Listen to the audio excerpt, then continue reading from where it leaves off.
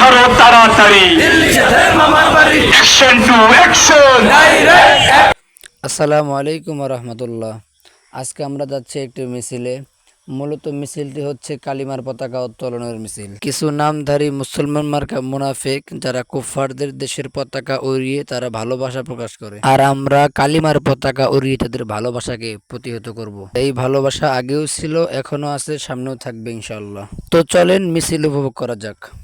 দিল্লি না ঢাকা, ঢাকা ঢাকা, ঢাকা ঢাকা, দিল্লি না ঢাকা, দিল্লি না ঢাকা, ঢাকা ঢাকা।